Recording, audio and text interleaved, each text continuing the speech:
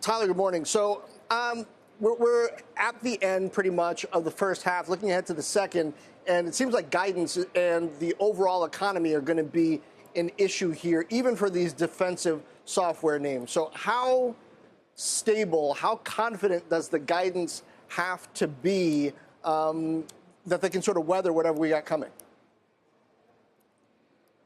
Yeah, good morning, and thanks for having me. So I think as we look at the second half of the year, clearly the first half of the year for the software sector has been dominated by multiple derating. We've seen many of these high growth stocks off 60, 70% year to date, but you haven't really seen material weakness in fundamentals yet.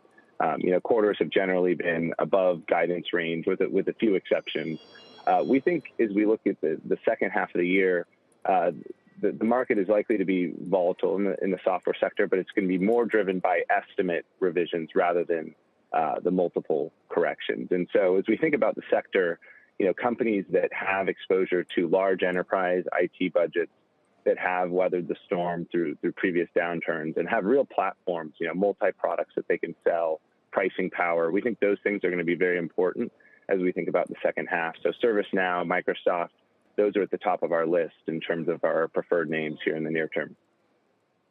I hear you. I'm wondering, though, based on what we saw, at least the market reaction from Adobe just a few days ago. I mean, it's off the very lows, even that it saw back in, I guess it was May, but the stock took a tumble based on the overall picture that Adobe painted also in earnings. Why won't we see more of that? That's a pretty they're on a pretty tight ship over there. Yeah, Adobe's been around for a long time. I mean, I think if you look at call it the last 9 months for Adobe, they actually started having some issues in September when they reported their August quarter. They first kind of saw the signs of consumer slowdown. They talked about elongated holiday seasonality, and then that's kind of persisted the last couple quarters. And so I think Adobe is quite different. I mean, if you look at their core franchise, it's Photoshop, it's their digital media business. That's a very heavy consumer SMB oriented business. I think as we're talking about the large enterprise names, they just have different demand characteristics. They have much more mission critical software that's allowing these companies to run. So I think Adobe's a little bit in a different camp, just with that exposure to consumers, creative professionals that likely did benefit during the pandemic. And there's also some concerns for Adobe specifically that there's incremental competition from the likes of Canva and Figma. Yeah. Right. Allow these companies to run or drive, if you will. Tyler, you say that the sector derating is mostly done. Multiples have fallen below March 2020, that COVID trough. What makes you think that that is the right level?